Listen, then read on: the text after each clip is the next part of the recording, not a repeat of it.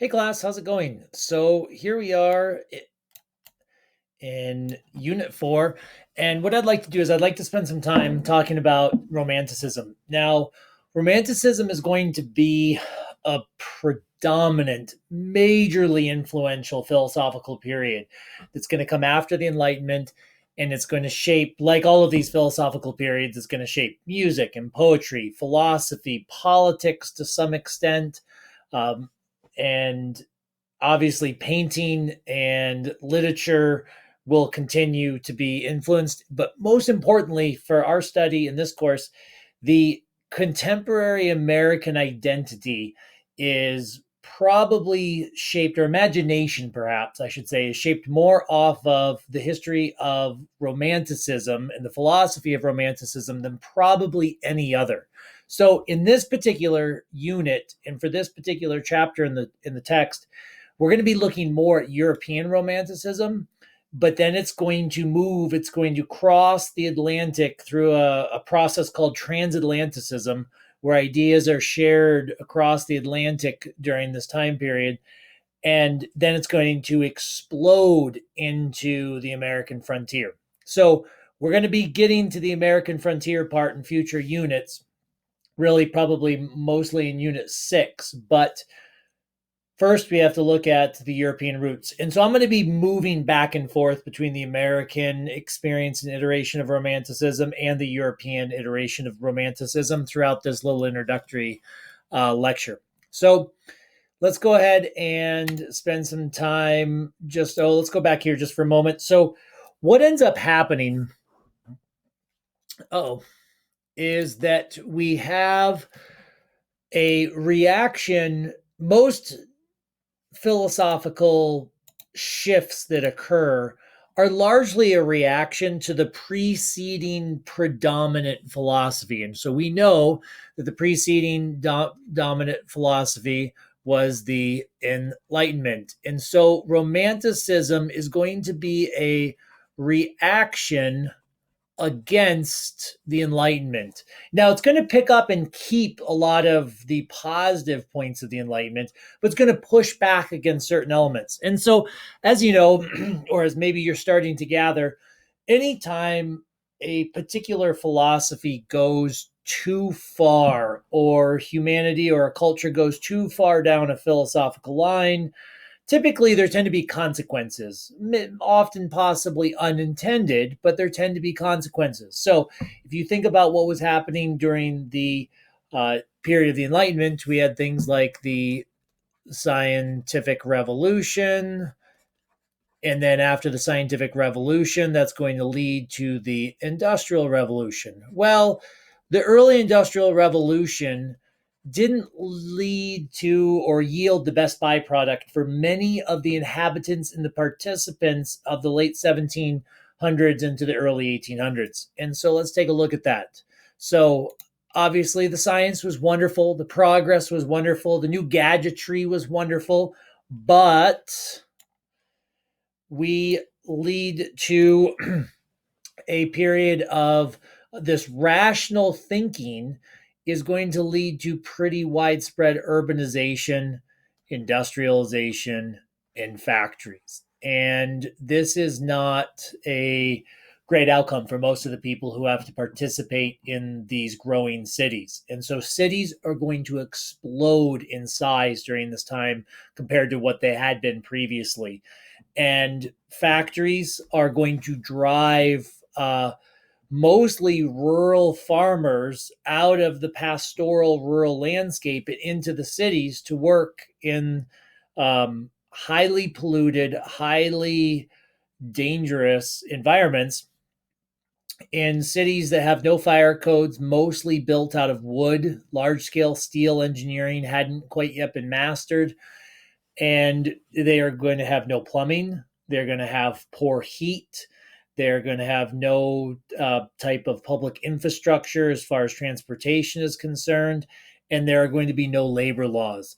And so you are going to see a lot of child labor throughout Europe. You're going to see a massive amount of pollution. There were times when For months on end, you couldn't see across London because the coal smoke was so thick. And then you're going to see urban squalor starting to pop up in a way that's just going to be terrible. So this is all starting to come about as a result of the scientific revolution and the Enlightenment. A little too much science, a little too much industrialization. So, naturally, when these things start to come into effect, the imagination of the people who are suffering under this fairly terrible situation, they're going to yearn for nature. They're going to yearn for the pastoral, for life back on the farm when they were well fed and there was fresh air and they had clean water and the labor was reasonable. And as a result, we're going to see a shift to Romanticism.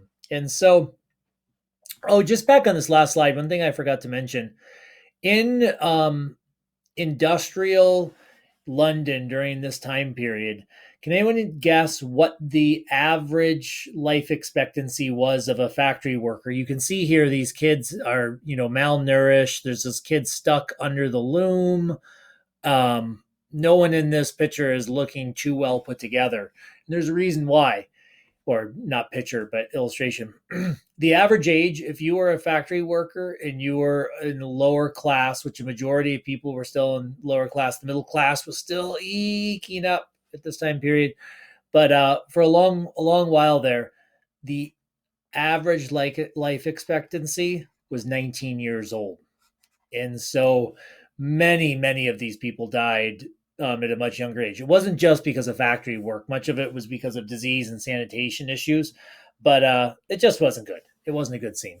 So moving over, we end up with Romanticism. And so Romanticism, you'll see it shrinks the role of humanity and glorifies the natural elements. We saw this going on already. English gardens were going to start moving in this direction much earlier than Romanticism. And other historic influences in Europe are going to be pointing to this new direction that things are going. And Romanticism is going to be the full ushering of that. This is an American landscape romantic painter, which we'll get to in Unit 6, but it typifies this shift pretty dramatically. All right, so characteristics of this is of American Romanticism, but this is going to link both European and American Romanticism. Will share these characteristics and traits. So the first, during the Enlightenment, reason was everything, but now during the Romantic period, feelings are going to take precedent over reason. The imagination, faith and trust in the imagination is going to be more important again than the rational and the explainable. Shuns civilization and seeks nature. Prefers innocence to sophistication. So the Romantic would take the innocence of a child gladly over the sophistication of an urbanite. So this is going to be coming from the Enlightenment, though, is it's going to fight very aggressively for the individual freedom and individual notions of self-worth.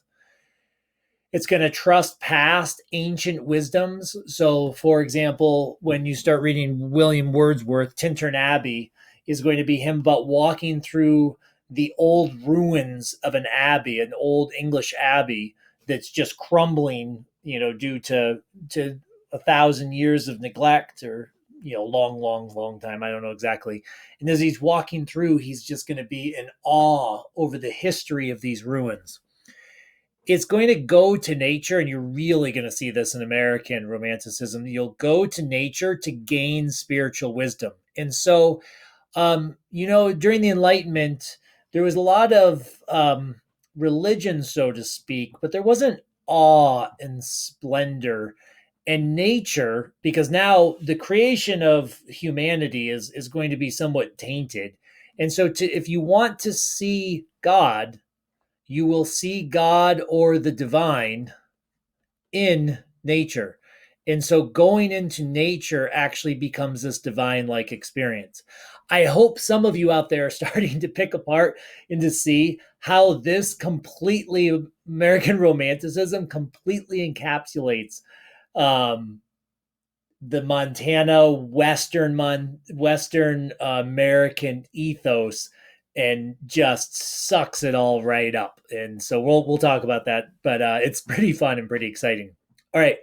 So also we find beauty and truth in the supernatural. And so this is where we're going to see things like Frankenstein coming in and the birth of Gothic literature for those of you who like Mary Shelley and or Edgar Allan Poe, and even for those of you to this day who like horror fiction, we're going to study where that comes from.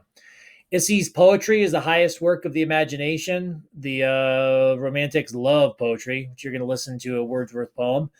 And then, but they also put a lot of stock in myth, legend, and folklore. And as you can imagine, during the Enlightenment, when Newton is putting together, the laws of physics and calculus, the basic foundations for those, the priority, and it's not to say that Newton didn't like myths or legends, I don't know, but the philosophical priority of that period was not about mythological legends or folklore. It was about the knowable, the rational. And so all of these pieces of Romanticism are going to start to rebel against that. All right.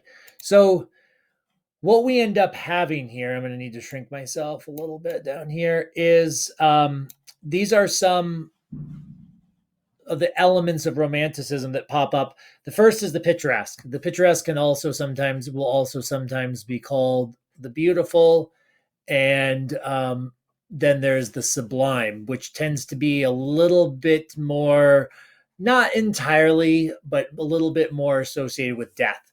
And so or darkness, not evil, so to speak, although it'll morph into that sometimes.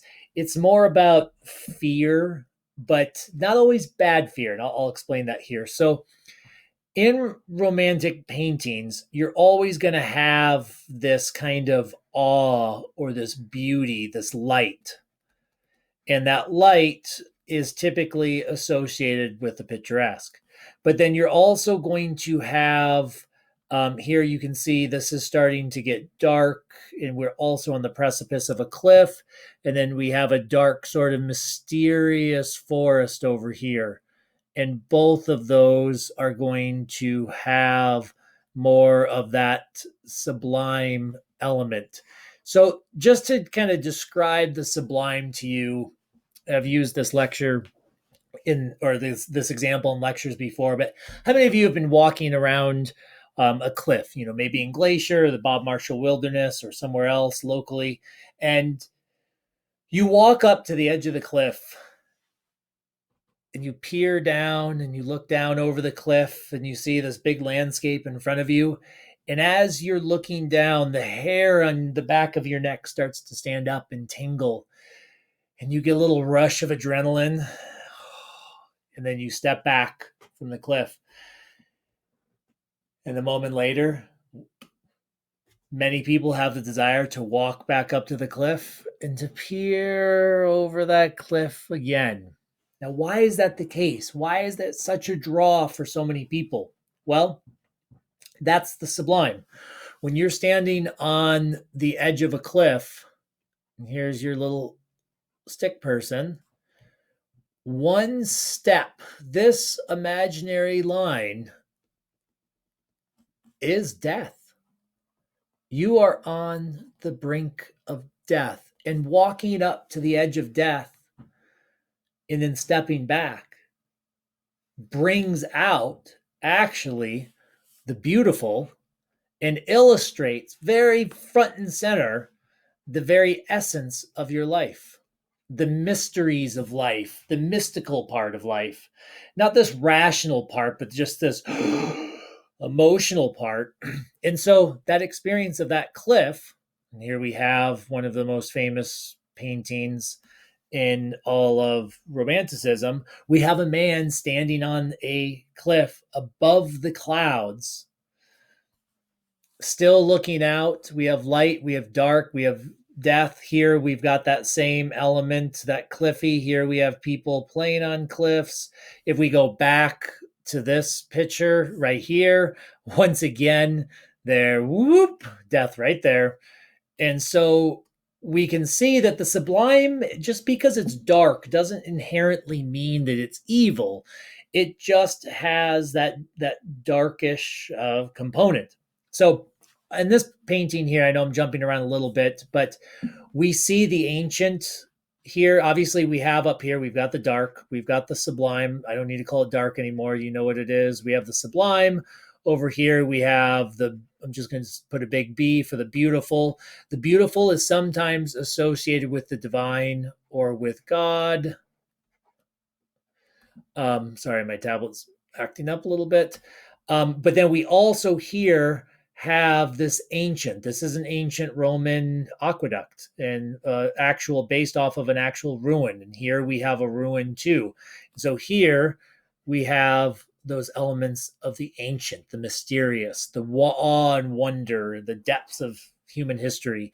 All those things are very well tied. Because as you can imagine, in the Enlightenment, what was the Enlightenment always about? What's next? What can we make? What can we make that's new? What can be new and better? Newfangled technologies, newfangled steam engines. And what did the Romantics? Romantics said, whoa, whoa, whoa, no, let's go walk around ruins and get lost in the woods and peer off the edges of cliffs.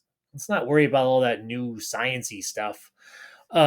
So as this continues, there's going to be an entire genre that spins out of this interest in the sublime. It's going to be called dark romanticism. It's going to focus on these darker, scarier elements. And this is going to become Gothic literature.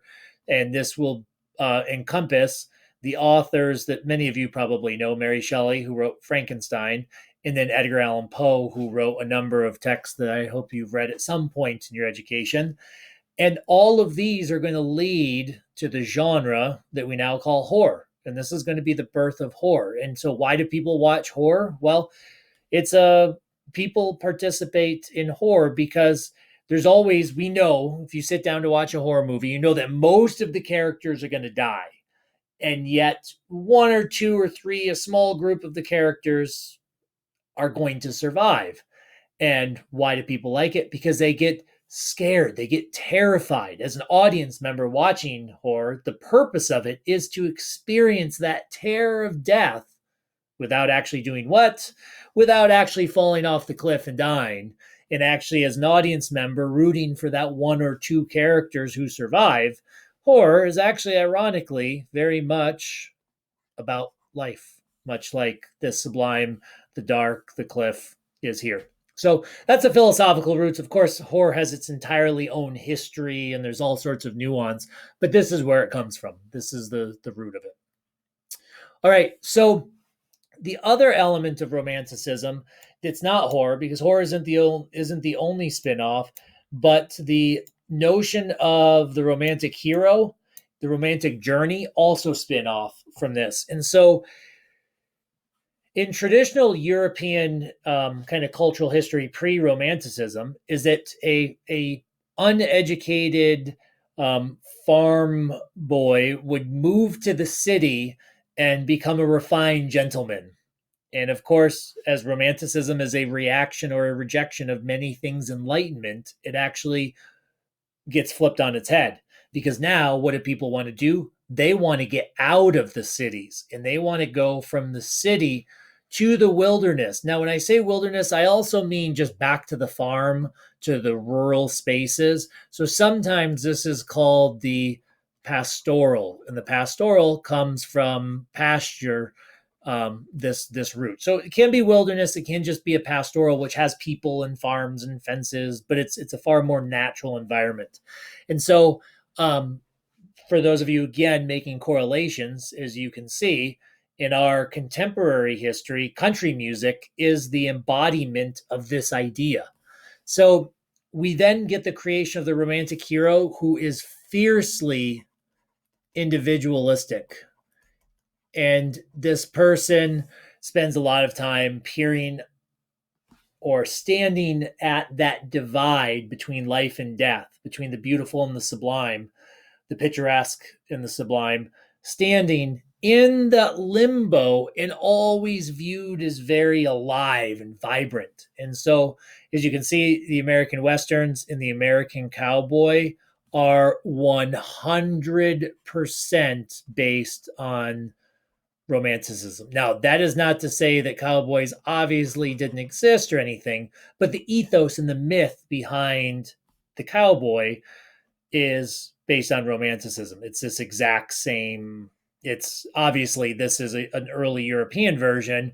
This is a later, totally Americanized version, but it's based on this same set of ideals, this kind of anti Enlightenment, anti rationalistic ideal. And then eventually, some of you know me, I'm into science fiction. This gets moved into space opera.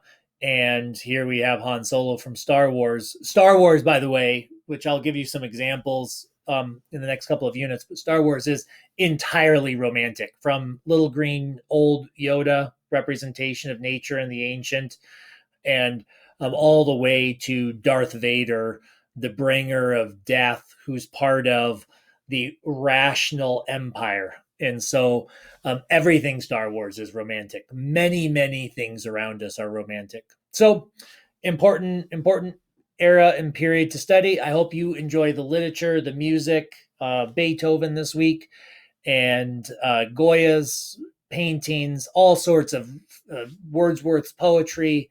Fascinating stuff this unit. So let me know if you have any questions. I'll see you soon.